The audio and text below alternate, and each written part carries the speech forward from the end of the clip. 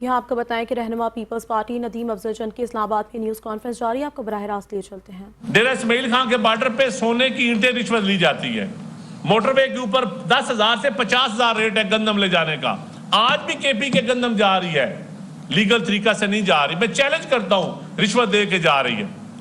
کے اوپر 10,000 سے 50,000 ریٹ ہے گندم لے جانے کا، آج بھی کے پی کے گندم جا رہی ہے، لیگل طریقہ سے نہیں جا رہی، میں چیلنج کرتا ہوں، رشوت دے کے جا رہی ہے۔ آج وزیر بتا دیتے کہ ہم نے گندم اتنی فلاں صوبے کو دی ہے، اتنی کشمیر کو دی ہے، بغیر رشوت کے تو دے رہے ہیں۔ اور آپ خدا را مونسون کا دور ہے، اس صوبہ میں آپ نے جو اچھے کام کریں گے ہم تعریف کریں گے آپ کی، لیکن کاشتکار کا حال پوچھ لیں، سرکاری ملازم کا حال پوچھ لیں، پرائیویٹ سکولوں کا حال پوچھ لیں۔ آپ کشمیر کے سکولوں کو کیا چلائیں گے؟ آپ کہتے ہیں کشمیر کو ہم لاہور بنائیں گے، کشمور نہیں بننے دے۔ کشمور میں تو سکولیں پرائیویٹائز نہیں ہوئی، میرپور خاص میں، میرپور کا آپ کہتے ہیں کہ میرپور خاص نہیں بننے دیں گے، میرپور خاص میں سکول پرائیویٹائز تو نہیں ہوئے، پیف یا پیفا تو نہیں لگی۔ 70 ارب روپیہ پنجاب گورنمنٹ دے رہی ہے پرائیویٹ کمپنیز کو سکول چلانے کا۔ آپ مجھے بتائیں غریب آدمی کے بچے سرکاری سکولوں میں پڑھتے ہیں یا پرائیویٹ سکولوں میں پڑھتے ہیں؟ غریب آدمی، middle class, lower middle class کے بچے سرکاری سکولوں میں پڑھتے ہیں۔ اور میں چیلنج کرتا ہوں، پنجاب کے سرکاری سکولوں کی آپ حالت دیکھ لیں، یا گرنے والے ہیں، یا صفائی کے بغیر ہیں، یا مسنگ فیسلٹیز میں ہیں، یا ان کے پاس بجلی نہیں ہے، یا واش رومز نہیں ہیں۔ اور ہم پچھلے 40 سال سے سن رہے ہیں کہ مسنگ فیسلٹیز پہ ہم نے IMF سے پیسے لیے، ہم نے ورلڈ بینک سے لیے، ہم نے ایشین بینک سے لیے، لیکن گراؤنڈ پہ حالت وہ نہیں ہے۔ اور پھر اس وقت جو صورتحال ہے، آپ ان چیزوں کی طرف دھیان دیں۔ آپ نہ الیکشن شفاف اور مانتے ہیں، نہ آپ گورننس کا ماڈل پیش کرتے ہیں، ہر وقت دوسروں کو تانا زنی کرتے رہنا، دوسروں کی نقلیں اتارنا، کبھی زبان کی، کبھی کسی اور چیز کی، یہ نہیں ہے۔ سچی بات ہے، ہماری تربیت تو ایسی ہے کہ میں مریم نواز صاحبہ کی جگہ ہوتا تو میں میاں صاحب، میرے بزرگ بھی ہیں، میرے بڑے لیڈر بھی ہوتے، میں ان کو بعد میں سپیچ کرواتا۔ یہ نہیں ہوتا کہ بیٹی بعد میں کرے اور باپ درمیان میں سپیچ کرے، احترام ہے، یہ تو نہیں ہوتا۔ لیڈر بھی میاں صاحب بڑے، آپ اور کہتے ہیں لیڈر بھی ہیں، اور سپیچ بھی ان کی ایسے ہی کروا دی جسے ورکروں کی کروائی جاتی ہے، ڈکٹیشن دے کے۔ تھوڑا سا دھیان بھی رکھیں، لائٹر نوٹ میں ہم احترام کرتے ہیں۔ اور جو بار بار آپ سندھ کا نام لیتے ہیں، سعید غنی صاحب اور سعدیہ جیل صاحب آپ کو جواب دیں گی، تو میں اتنا کہوں گا کہ میں براہ راست، میں آپ ایجوکیشن کو لے لیں، اریگیشن سسٹم پنجاب کے لے لیں، آپ ستھرا پنجاب کو لے لیں۔ ستھرا پنجاب میں بھی 11 کمپنیز ہیں جو کام کر رہی ہیں، وہ کس کی ہیں؟ کس کس کو کروزنگ گاڑیاں دے رہے ہیں وہ؟ اور سیوریج کے اوپر بھی 11 کے 12 ٹوٹل کمپنیز کام کر رہی ہیں پنجاب میں۔ وہ بھی ذرا ڈیٹیل ایجنسیز انکوائری کر لیں کہ وہ کمپنیز کس کی ہیں، اور کمپنیز کے ذریعے یا ایسٹ انڈیا کمپنی نے یہ خطہ چلایا تھا تو یا آج پنجاب کی کمپنیز چلا رہی ہیں۔ فرق یہ ہے، لیکن کب ہوگا صاحب، جو اشرافیہ کی لوگ بات کرتے ہیں نا، یقین جانیں وہ لوگ ٹھیک بات کرتے ہیں اور اسی وجوہات کی بنیاد پہ کرتے ہیں۔ تو میں سعید غنی صاحب کو کہوں گا کہ وہ اپنا تھوڑا سا اظہار کریں۔ بہت بہت شکریہ آپ کا۔ میں ریپیٹ نہیں کروں گا جو باتیں چند صاحب نے کر لی ہیں، تھوڑا سا 2 لفظ میں کشمیر کے الیکشن پہ بات کر کے پھر آپ سے کراچی یا صوبہ سندھ کے حوالے سے بات کر لوں گا۔ دیکھیں، ایک تو ہمارے لیے بھی بڑی افسوس کی خبر ہے کہ ہمارا ایک 35 سالہ ورکر مختار یونس آج وہاں الیکشن کے دوران شہید ہوا ہے، اور اب تک کی جو اطلاعات ہیں کہ شاید PMLN کے جو کینڈیڈیٹ ہیں ان کی جانب سے فائرنگ ہوئی ہے یا ان کے لوگوں کی جانب سے فائرنگ ہوئی ہے۔ انہوں نے وہاں جس قسم کا ماحول بنانے کی کوشش کی، اس کا نتیجہ یہ نکل رہا ہے کہ آج وہاں پر گولیاں چل رہی ہیں، اور ہمارے کشمیر میں انتخابی مہم کے دوران شروع کی تھی۔ انہوں نے وہاں جس قسم کا ماحول بنانے کی کوشش کی، اس کا نتیجہ یہ نکل رہا ہے کہ آج وہاں پر گولیاں چل رہی ہیں اور ہمارے کارکن شہید ہو رہے ہیں اور ہمارے کارکن زخمی ہو رہے ہیں۔ مجھے افسوس سے کہنا پڑتا ہے کہ AJK کا جو الیکشن کمیشن ہے، اس کا رول ہمیں کہیں نظر نہیں آ رہا۔ انتخابات میں ٹھیک ہے، جماعتیں وعدے بھی کرتی ہیں، امیدوار بھی وعدے کرتے ہیں، لیکن چیف منسٹر صاحبہ، وفاقی وزیر جا کے جس طرح سے وہاں اعلانات کر رہے تھے، وہ شاید انتخابات کے دوران مناسب نہیں ہیں۔ آج ابھی میں سن رہا تھا، ایک جو خاتون وزیر ہیں پنجاب کی، وہ کہہ رہی تھیں کہ بالکل بسیں جو ہیں ہم دے رہے ہیں تو تحفے نہیں ہیں، یہ حق ہوتا ہے دینا چاہیے۔ ہمیں بہت اچھا لگتا اگر یہ بسز جو ہیں इंतखाबी मुहिम से पहले दे दी जाती और इंतखाबात का अमल जो शुरू हुआ है उसके बाद ये ड्रामेबाजी ना होती तो ज़्यादा अच्छा था। इंतखाबात के दौरान अपने साथ 10-10 बसें लेकर जाना और ये कहना कि मैं आपको ये 10 बसें तोहफे में दे रही हूँ, फिर वो जो इन्होंने मोबाइल हॉस्पिटल्स कुछ बनाए हैं उसका ऐलान कर देना कि मैं आपको दे रही हूँ, ये तोहफे हैं ना तोहफे हैं ना लोगों के साथ हमदर्दी है। ये इंतखाबात पर असरअंदाज होने की बूंदी एक तरतीब थी, एक तरीका था जो मैं समझता हूँ कि शायद जो बाशऊर कश्मीरी हैं उनको इस तरह के ड्रामेबाजी करके उनके वोट को ख़रीदने की कोशिश की गई थी, कि मुझे उम्मीद है कि शायद उस पर वो नाकाम होंगे। एक जो तस्करा किया अभी चंद साहब ने कि मुझे भी बड़ा अफसोस हुआ कि मियाँ नवाज शरीफ साहब जब ये कहते हैं कि ये कश्मीर है, कश्मीर नहीं है, ये मीरपुर है, मीरपुर ख़ास ड्रामेबाजी करके उनके वोट को ख़रीदने की कोशिश की गई थी, कि मुझे उम्मीद है कि शायद उस पर वो नाकाम होंगे। एक जो तस्करा किया अभी चंद साहब ने कि मुझे भी बड़ा अफसोस हुआ कि मियाँ नवाज शरीफ साहब जब ये कहते हैं कि ये कश्मीर है, कश्मीर नहीं है, ये मीरपुर है, मीरपुर ख़ास नहीं है। नवाज शरीफ साहब इस मुल्क के वज़ीर आज़म रहे हैं, अपने आप को मुल्क की सतह का लीडर कहते हैं, यकीनन बड़े लीडर हैं, एक जमात के सरबराह हैं, लेकिन उनकी ज़बान से किसी एक और सूबे के 2 शहरों का नाम इस अंदाज में निकलना मैं समझता हूँ कि नामुनासिब है। इससे सूबा सिंध के लोगों की और ख़ास तौर पे कश्मीर और मीरपुर ख़ास के रहने वाले जो लोग हैं उनकी दिल आज़ारी हुई है। आप ये बताना चाहते हैं कि मीरपुर जो है वो कोई बहुत आला दर्जे का शहर है और मीरपुर ख़ास जो है वो शायद इस मुल्क का बहुत ही बर्बाद शुदा शहर है। आप शायद ये बताना चाहते हैं कि कश्मीर जो है वो बहुत अच्छा है लेकिन कश्मीर जो है वो बहुत बुरा है। ये रवैया, ये सोच जो है नामुनासिब है और मैं समझता हूँ कि शायद इसीलिए लोग ये कहते हैं कि ये जो PMLN है ये वफाकी जमात नहीं है, ये पंजाब की जमात है। और इस किस्म की बातों से वो अपनी ये जो बातें करते हैं इससे तक़वियत मिलती है लोगों की सोच को। मैं मियाँ साहब से गुजारिश करूँगा कि जिन्होंने भी उनको मशवरा दिया था कि ये जुमला आप कहें, उन्होंने मियाँ साहब से कोई ख़ास हमदर्दी नहीं की है, उनको सियासी तौर पर नुकसान पहुँचाने की उन्होंने कोशिश की है। यहाँ सूबा सिंध में अगर आप गौर करें तो जो GB के इंतखाबात हुए थे उसमें भी पीपल्स पार्टी के ख़िलाफ़ एक मुहिम चलाई गई कि जी बिलावल साहब ये कह रहे हैं कि GB को मैं कराची बना दूँगा, और फिर कराची का तस्वुर ऐसा पेश किया जाता था कि जैसे वो एक तबाह हाल बर्बाद शहर है और खुदा न खास्ता GB को भी हम तबाह हाल और बर्बाद कर देंगे। लेकिन गिलगित बल्तिस्तान के बाशऊर लोग हैं और ये भी आपको पता है कि वो कराची में बहुत बड़ी तादाद में बसते भी हैं। इससे पता लगता है कि आपका जो एक माइंडसेट है वो रिफॉर्म का है, वो चेंज का है कि हमने नई जो है वो इनोवेशन यहाँ पे लेके आनी है। तो इसमें मैं फिलफौर जो है जो फौरी तौर पे करने वाला काम है, जो डिजिटल लैब आपने कहा, वो मैं अभी सेक्रेटरी इंफॉर्मेशन अशफाक अहमद खलील साहब को फौरी तौर पे हिदायत जारी करता हूँ कि आप जो हॉल मुख्तस करेंगे हम आपको इंशाल्लाह ताला 2 महीने के अंदर डिजिटल लैब वहाँ पे बना के, ये वक्त की ज़रूरत है। और देखिए हमने वहाँ पे जो हमारा डिजिटल कम्युनिकेशन डिपार्टमेंट है उधर भी यही किया, डिजिटल लैब है और छोटा सा पॉडकास्ट स्टूडियो बनाया है जहाँ पे लोग अपनी रील्स रिकॉर्ड कर सकते हैं, रिपोर्ट्स फाइल कर सकते हैं, वीडियोस बना सकते हैं, पॉडकास्ट कर सकते हैं। तो ये फैसिलिटी इस्लामाबाद में नेशनल प्रेस क्लब के अंदर मौजूद होनी चाहिए और ये वक्त की ज़रूरत है, इसके बगैर अब गुजारा नहीं है। और जो हमारे जर्नलिस्ट साथी यहाँ मौजूद हैं, ये जो भी चीज़ अपनी स्किल को बरूएकार लाते हुए आगे बढ़ते हुए वो करना चाहें, तो मैं समझता हूँ कि इनको एक जगह यहाँ पे जो है वो मुख्तस होनी चाहिए इस काम के लिए। और देखिए ये बड़े अरसे से ये बात चल रही थी और मैं मीडिया हाउसेस के साथ वक्तन फ़क्तन इसको टेकअप करता रहता हूँ और जितनी मेरी हैसियत है, किसी सहाफ़ी पे इस्लामाबाद के कोई अल्लाह ना करे कभी कोई मुश्किल आती है तो हम हमेशा साथ खड़े होते हैं। और मैं अभी भी कोशिश है कि जहाँ जहाँ जिसको एडजस्ट किया जा सके हम करते हैं। जब भी पता लगता है कि जी ये PRA में थे नवीद, जो सबको पता है इस बात का, तो तब से हम ये इस मामले को हमने टेकअप किया हुआ है और बहुत सारे साथियों को हमने नई डिजिटल एक टीम बनाई है, उधर भी किया है। चैनल्स को भी हम वक्तन फ़क्तन ये कहते रहते हैं। पिछली दफ़ा आपको याद होगा एक चैनल का इशू हुआ और वो हमने मौके पे उसका फ़ैसला किया, उससे काफ़ी बेहतरी आई। हुकूमत की तरफ से कोशिश होती है कि चैनल्स की जो ड्यूज़ हैं बर वक्त पे किए जाएँ। अब मसला ये है कि हमने ये उनसे यकीन दहानी ली है कि جو بھی ان کی پینڈنگ پیمنٹس، ڈیوز ہوں گے، لائبلٹیز ہوں گی، جب وہ ادا کی جائیں گی تو وہ سب سے پہلے حق اس پہ امپلائیز کا ہے کہ وہ تنخواہیں جو کئی ماہ سے پینڈنگ ہوتی ہیں ان کو پے کیا جائے گا.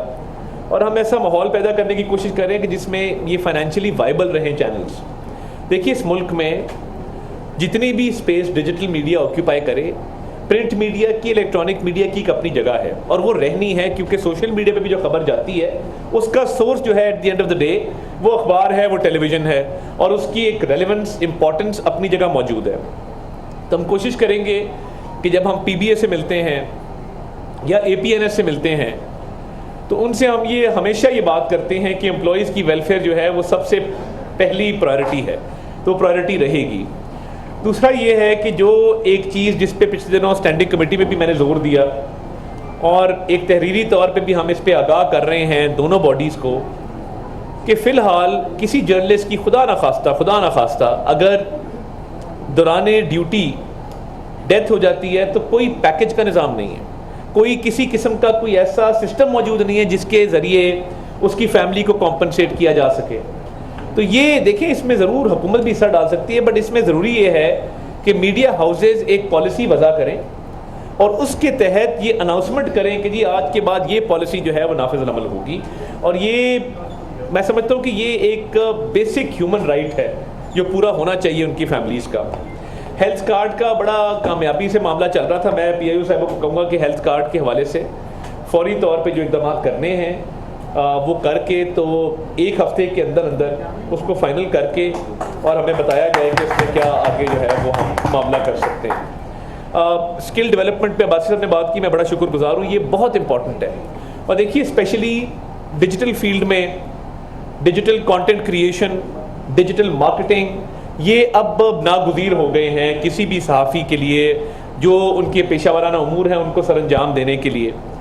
تو میں پیچھے کوشش یہ کر رہا تھا کہ ہماری جو انفارمیشن سروس اکیڈمی ہے، جہاں ہمارے انفارمیشن گروپ کے آفیسر سی ایس ایس کرنے کے بعد ٹریننگ حاصل کرنے آتے ہیں، ان کے لیے بھی کوئی ایسا نظام بنایا جائے. تو ہم کوشش کریں کسی ایک یونیورسٹی کے ساتھ، وہ قائد اعظم یونیورسٹی ہو سکتی ہے، وہ نمل ہو سکتی ہے، وہ نسٹ ہو سکتی ہے، وہ کامسیٹ ہو سکتی ہے، کسی ایک یونیورسٹی کے ساتھ آپ بھی اس میں تجاویز دیں کہ ہم ایک ایسا M O U agreement ministry کریں جس میں ہمارے نئے آفیسرز کا، پروبیشنرز کا خرچہ بھی وہ اٹھائیں، اور جو صحافی آپ کی طرف سے نامنیٹ ہوں اس کا خرچہ بھی منسٹری اٹھائے، اور وہ شارٹ کورسز کے ذریعے ان کو یہ اسکل جو ہے وہ ڈیولپ کرنے میں مدد دی جائے. تو اس پہ بھی انشاءاللہ میں سمجھتا ہوں کہ ورکنگ بہت ضروری ہے اور فی الفور اس پہ ورکنگ کی جائے گی.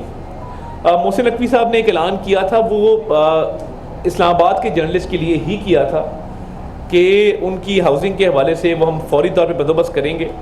تو میں یہ سمجھتا ہوں کہ وہ میری ان سے بات بھی ہوئی 2 مرتبہ، اس کے بعد اس کی پلاننگ جاری ہے، تو یہ معاملہ ان سے فوری طور پہ وہ ٹیک اپ کر دیا جائے گا. جو پلاٹس والا معاملہ ہے اس پہ نہ صرف اسٹینڈنگ کمیٹی میں بلکہ آپ کا وفد جب میرے پاس آیا، باقی لوگ میرے پاس آئے، تو میں نے کہا کہ جی آپ بیٹھ جائیں آپس میں، جو تجویز آپ مجھے دیتے ہیں ہم اس کو امپلیمنٹ کر دیں گے. اگر آپ یہ سمجھتے ہیں کہ یہ 37 لوگ جو ہیں ان کا رائٹ نہیں ہے، یہ متنازع ایشو ہے، تو وہ ان کو ویٹنگ لسٹ میں ڈال دیتے ہیں. مگر جو بھی ہو وہ باہمی مشاورت کے ساتھ اور کنسنسس کے ساتھ اگر آپ آئیں، کیونکہ یہ مشترکہ ایشو ہے، اجتماعی ایشو ہے، ہر جرنلسٹ کا ایشو ہے، تو اس کو حل کرنے کے لیے پہلے بھی میں نے یہ کہا تھا کہ اس پہ ہم ڈیسائیڈ نہیں کرتے، ہم آپ کے حوالے یہ اختیار کرتے ہیں. آپ سارے گروپس آپس میں بیٹھ جائیں، جو آپ سمجھتے ہیں کہ ایک جائز اور ایک مناسب اس کا حل نکلتا ہے آپ ہمیں بتائیں، ہم عمل درآمد کرانے کے لیے اس پہ تیار ہیں. اس پہ بہت ارکریزی پہلے بھی ہوئی، تو میں مزید بھی آپ کو ریکویسٹ کروں گا کہ اس حوالے سے اگر آپ اپنا کردار ادا کر سکیں تو یہ بہت ضروری ہے. دیکھیے کچھ میں آج سیاسی بات کرنا نہیں چاہتا، مگر میں یہ ضرور آپ کے نوٹس میں یہ دینا چاہتا ہوں کہ کانٹینٹ کو چلنا نہ چلنا وہ اپنی جگہ پہ ہے کہ چینلز پہ کیا چلنا چاہیے کیا نہیں چلنا چاہیے. جو مالی مشکلات آج آئی ہیں اس کی ایک بنیاد ہے. یہ بنیاد کب رکھی گئی تھی؟ یہ بنیاد تب رکھی گئی تھی جب یہ قانون بنایا گیا کہ نیشنل پریس کلب کی گرانٹ جو ہے وہ اتنے سے اوپر نہیں جائے گی، فیڈرل گورنمنٹ جو ہے وہ 10 لاکھ سے اوپر نہیں دے گی، 5 لاکھ سے اوپر چھوٹے پریس کلب کو نہیں دے گی. تو یہ پالیسی کس نے بنائی تھی اور یہ کس کے دور میں بنی تھی اور یہ کیوں بنی تھی؟ یہ بھی کبھی سوال کرنا چاہیے ان کو جنہوں نے یہ پالیسی بنائی. اس پالیسی کا نقصان کیا ہوا کہ ان کی حکومت پنجاب میں بھی تھی، ان کی حکومت خیبر پختونخوا میں بھی تھی. تو یہ پالیسی وہاں پہ نہیں لگائی گئی، یہ نیشنل پریس کلب کے اوپر لگائی گئی اور کس نیت سے لگائی گئی یہ لگانے والے بہتر جانتے ہیں اس زمانے میں کہ انہوں نے کیوں لگائی. ہم نے اس کی امینڈمنٹ موو کر دی ہے اور یہ میں بلیو کرتا ہوں کہ یہ فیڈریشن ہے, whole of the government approach ہے, سب سے بڑا پریس کلب ہے ملک کا, اس پہ یہ قدغن ہونی نہیں چاہیے. تو یہ بھی میں سیکرٹری انفارمیشن کو آلریڈی ہدایات آپ آئے تھے, ہم جاری کر چکے ہوئے ہیں کہ اس کو آپ جو ہے وہ ہر حال میں حل کریں. اس پالیسی, یہ اکیلی پالیسی نہیں ہے, اس کے ساتھ ساتھ جو پالیسی بنائی گئی, جو چینلز کے ریٹس ریوائز کیے گئے اور ڈاؤن ورڈ ریویژن کی گئی, وہ بھی تب کی گئی. اس کے جیسی یہ NPC کا یہ امینڈمنٹ آئی, اس کے ساتھ ہی چینل کا ریٹ ہوتا ہے گورنمنٹ ایڈورٹیزمنٹ کا پر منٹ. آپ ذرا ریکارڈ نکلوا لینا تو مجھے بتا دیں کہ جو ٹاپ کے چینلز تھے ان کا ریٹ 3 لاکھ پر منٹ سے 1,85,000 پر منٹ کب کیا گیا اور کیوں کیا گیا, یہ پہلا سوال ہے. اور اسی طرح جو باقی چینلز تھے, ہر چینل کے اوپر اس کا امپیکٹ آیا. ایک طرف قدغن لگ رہی تھی کہ جی نیشنل پریس کلب کے اوپر جو ہے ان کی گرانٹ کے اوپر جو ہے اس کو کم کیا جائے لمٹ کو, وہ ہو گیا. اس کے بعد تمام ٹی وی چینلز کی ایڈورٹیزمنٹس کے ریٹس کو کم کر کے آدھے سے بھی نیچے کر دیا گیا. اب یہ پالیسی ہوگی, مگر میں نے نام کسی کا نہیں لیا, نہ سیاسی جماعت کا لیا, نہ کسی فرد کا لیا, مگر میری یہ ذمہ داری ہے کہ میں یہ نشاندہی ضرور کرواؤں کہ آج جو مالی مشکلات ہیں جس کی وجہ سے صحافی بے روزگار بھی ہو رہے ہیں, مالی مشکلات کا شکار بھی ہو رہے ہیں, اس کی ایک سنگ بنیاد رکھی گئی تھی جس کی وجہ سے آج بھی ہم اس کا خمیازہ بھگت رہے ہیں. اب اس کو انڈو کیسے کرنا ہے, ریڈو کیسے کرنا ہے, یہ ہمارا کام ہے کہ اس پالیسی سے ایک بہتر پالیسی لائی جائے جس سے فائنینشیل سپیس چینل کے لیے پیدا ہو اور صحافی ایک عزت کا روزگار اسلام آباد میں اور پورے پاکستان میں کما سکیں. اس کے لیے میں آلریڈی بہت سارے اقدامات ہم کر رہے ہیں, مگر یہ بہت ضروری ہے کہ دیکھیے سیکیورٹی آف ٹینیور کے حوالے سے یہ معاملہ ٹیک اپ کیا جائے. ITNE کی چیئرپرسن نہیں آ رہی ہیں انشاءاللہ تعالی, بہت اچھی خاتون ہیں, انہوں نے پہلے بھی ITNE کے حوالے سے جو ہے وہ کافی ایکسپرٹیز ہے, میرٹ کے اوپر وہ ٹاپ کے اوپر آئی تھیں اور وہ بھی انشاءاللہ تعالی اس کا اپروول ہو گیا, نوٹیفیکیشن آج کل میں جاری ہو جائے گا تو وہ آپ خود دیکھ لیں گے. کاؤنسل آف کمپلینٹس ہماری کچھ پینڈنگ تھی, وہ بھی کمپلیٹ کر لی گئی ہیں تاکہ الیکٹرانک میڈیا کے حوالے سے مشکلات کا سامنا نہ کرنا پڑے. تو میں سمجھتا ہوں کہ اگر تمام تر باڈیز, نیشنل پریس کلب بھی اپنا کردار ادا کریں, PFUJ جتنے ہیں سارے اپنا کردار ادا کریں, اس کے علاوہ CPNE اپنا کردار ادا کرے اگر کر سکتا ہے, امینڈ اپنا کردار ادا کرے اگر کر سکتا ہے, تمام تر باڈیز بیٹھ کے اگر سیکیورٹی آف ٹینیور کے حوالے سے کوئی نہ کوئی پالیسی لے آئیں, پھر اس پہ عمل درآمد کرانا ہماری ذمہ داری ہے. مگر اس کے لیے ایک جوائنٹ ایکشن کمیٹی جسے کہتے ہیں پہلے بھی بنی تھی, اگر آپ لوگ اس پہ کوئی تھوڑی ورکنگ کر کے مجھے بتا سکیں. دیکھیں میں آیا ہوں, میں اپنے گھر آیا ہوں اور میں ایک فیملی کی طرح آپ سے بات کروں, یہ سیاسی تقریر نہیں ہے. میں جو مشکلات ہیں اس کا ادراک بھی ہے اور جو پالیسی کے معاملات ہیں میں کھل کے آپ سے اس لیے ڈسکس کر رہا ہوں کہ میں آپ سے ڈسکس کروں گا, کوئی بہتر تجاویز آپ کی طرف سے آئیں گی تو ہم اس کا حل نکال سکیں گے. تو اس لیے یہ بھی ضروری ہے کہ اس پہ سیکیورٹی آف ٹینیور کے حوالے سے کوئی نہ کوئی پالیسی بنائی جائے. یہ نہیں ہونا چاہیے کہ صبح لیٹر دیا شام کو گھر بھیج دیا. اس پہ اگر آپ ساری باڈیز بیٹھ جائیں اور کوئی لاہے عمل اختیار کر لیں تو ہم اس پہ آگے موو فارورڈ کر سکتے ہیں. دیکھیں کئی حل نکل سکتے ہیں. میں آپ کو ایک مثال دیتا ہوں. کوئی ایسا رپورٹر ہے, کوئی ایسا نیوز کاسٹر ہے, کوئی ایسا اینکر ہے جو ڈیجیٹل کے ذریعے بھی, جو آپ نے بتایا مونیٹائزیشن کے ذریعے ان کو کوئی انکم آ رہی ہے, تو کیا چینل اس سے مستفید نہیں ہو سکتا؟ کیا جو بندہ ایک چینل کے اندر ایگزسٹ کرتا ہے, دیکھیں چینل کا بڑا شیلٹر ہوتا ہے, میڈیا ہاؤس کا بڑا شیلٹر ہوتا ہے. اگر کوئی مونیٹائزیشن کا ماڈل اپنا لیا جائے جوائنٹلی کہ جی میں چینل مجھے پے کر رہا تو میں چینل کو کنٹریبیوٹ کر رہا ہوں, اور یہ آلریڈی کئی جگہ پہ چل بھی رہا ہے, تو میں ایگزیکٹلی کیا ہوا ہے. میری درخواست آپ سے یہ ہوگی کہ اگر اس پہ آپ میری رہنمائی فرما سکیں کہ ہم یہ پالیسی کیسے وضع کر سکتے ہیں اور اس پہ عمل درآمد کیسے کروا سکتے ہیں, کہ جس طرح میں نے بات کی کہ ڈیورنگ سروس کسی کی ڈیتھ ہو, وہ پالیسی تو عمل درآمد ہم کرائیں گے اور وہ بنوائیں گے. مگر یہ جو سیکیورٹی آف ٹینیور ہے یا سسٹینیبلٹی ہے, کئی چینلز واقعی بہت شدید مالی مشکلات کا شکار ہیں, کچھ بند بھی ہو رہے ہیں.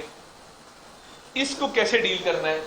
کیا یہ مشترکہ ڈیمانڈ تمام باڈیز کی طرف سے آنی چاہیے کہ جی ریٹس کی انکریز ہو 2019 کے لیول پہ جو اس سے پہلے ایگزسٹ کرتی تھی؟ کیا کوئی اور طریقہ کار ہونا چاہیے؟ تو یہ میں سمجھتا ہوں کہ ایک بڑا غور طلب حل طلب معاملہ ہے جس پہ آپ کی رہنمائی مجھے درکار ہوگی. اس کے ساتھ ساتھ جو آپ نے بات کی بلڈنگ کے حوالے سے، اس پہ آپ مجھے تجویز دیں. میں محسن نقوی صاحب کے پاس خود جاؤں گا، آپ کو ساتھ لے کے جاؤں گا اور آپ کے ساتھ ہی بیٹھوں گا جو رائٹ سائڈ پہ ہوتا ہے. تو ہم یہ معاملہ بالکل ٹیک اپ کرتے ہیں. اور دیکھیں یہ ذمہ داری ہے حکومت کی کہ وہ جس حد تک ہو سکے وہ ضرور اس کو کرے. اور کنٹینر میں گرمی سردی دونوں زیادہ لگتی ہیں تو اس بات کا بھی مجھے اندازہ ہے، تو اس کو بالکل ٹیک اپ کرتے ہیں. اس کے علاوہ ریلوے والا معاملہ حنیف عباسی صاحب سے میں آج بات کرتا ہوں. آف ہینڈ تو میں اس پہ کچھ بھی کامنٹ نہیں کر سکتا، مگر میری کوشش ہوگی کہ میں ان سے بات چیت کر کے اس معاملے کو حل کروں. اور دیکھیے میں چاہتا ہوں کہ یہ ہم آج ایک سیشن کیا ہے، ہم مہینے میں 2-3 سیشن کر لیا کریں جس میں آپ مختلف لوگوں کو ساتھ لے آیا کریں. بے شک یہ سارے آپ کی کمیونٹی بیٹھی ہے، لوگ بیٹھے ہیں، بڑے بڑے اچھے لوگ ہیں تجویز دینے والے. مطلب یہ طارق صاحب کا بڑا ایکسپیرینس ہے، طارق سمیر صاحب کا بڑا ایکسپیرینس ہے، راشد بھائی بیٹھے ہیں، سینئر آدمی ہیں، وہ پیچھے شاکر کھڑا ہے، یہ جاوید صاحب کھڑے ہیں. بہت سارے لوگ ہیں جو اپنی بڑی اچھی ان پٹ دے سکتے ہیں. تو میں چاہوں گا کہ اس میں لوگوں کی ان پٹ بھی آئے اور آپ جو تجویز دیں اس پہ پھر عمل درآمد کے حوالے سے ہم آگے چلیں، آگے بڑھیں اور میڈیا کی سپیس کو مزید بڑھائیں. دیکھیں یہ معاشرہ زندہ رہے گا جب الیکٹرانک میڈیا اور پرنٹ میڈیا کی سپیس رہے گی. کیونکہ دیکھیں آج بھی ایڈیٹوریل بورڈز ہیں، آج بھی ایڈیٹوریل پالیسی ہے، آج بھی وہ لوگ موجود ہیں. حاجی صاحب تو ماشاءاللہ بہت ویلیوبل انسان ہیں کہ دیکھیں انہوں نے کئی دہائیوں پر وقت کا اتار چڑھاؤ بھی دیکھا ہے، پھر انہوں نے جو میڈیا ہاؤسز ہیں ان کو بنتے دیکھا ہے اس ملک کے اندر. اور دیکھیے جو ایک زمانہ ہوتا تھا نا کہ استاد جو تھا وہ ایڈیٹر ہے، وہ سینئر رپورٹر ہے، تو وہ پوری ٹریننگ کرتا تھا اور سختی کے ساتھ کرتا تھا کہ کیا خبر آج لے کے آئے اور اس خبر کی آگے کس طرح وہ چھپنی ہے، کس طرح ایئر ہونی ہے، اور کیا اس خبر کو لگاتے ہوئے جس کے بارے میں ہے یا جس ایشو کے بارے میں ہے تمام ورژنز لیے گئے ہیں. دیکھیں یہ ایک ایسی پالیسی تھی جس کے تحت ایک توازن معاشرے کے اندر قائم تھا. اگر خدا نہ خواستہ الیکٹرانک میڈیا اور پرنٹ میڈیا کبھی اس ملک کے اندر ختم ہوئے تو یہ معاشرہ بھی اس کے ساتھ ختم ہوگا، کیونکہ جو اقدار ہیں وہ زندہ اس وجہ سے ہیں. تو میں ڈیجیٹل میڈیا کی اہمیت کو اس کی نفی نہیں کرنا چاہتا، نہ میں سمجھتا ہوں کہ وہ ایک لیس امپورٹنٹ بڑا امپورٹنٹ پلیٹ فارم ہے. ہم نے بھی ڈیجیٹل سسٹم بنایا ہے، مگر یہ پلیٹ فارم الیکٹرانک آگے میری پالیسی ہے. تو یہ چند معلومات تھیں جو میں چاہتا تھا کہ میں آپ کے سامنے پیش کروں. فیز 2 پہ بھی ذرا تھوڑا بتا دیں. جی فیز 2 کے حوالے سے ہم پنجاب گورنمنٹ سے اس پہ بات کر لیتے ہیں جی، اور ان سے یہ ٹیک اپ کرتے ہیں. میں عظمہ بخاری صاحبہ سے آج ہی بات کرتا ہوں، میں آپ کو اس پہ واپسی بتاتا ہوں. تو یہ ڈسکشن جاری رہنی چاہیے اور کوشش ہوگی کہ جو اعلانات آج کیے گئے ہیں میں اس کی ویکلی پروگرس دوں تاکہ ہم اس کو منطقی انجام تک پہنچا سکیں. آپ کا پھر بہت شکریہ اپنی ویب سائٹ کی لانچ کے لیے. جی شریعہ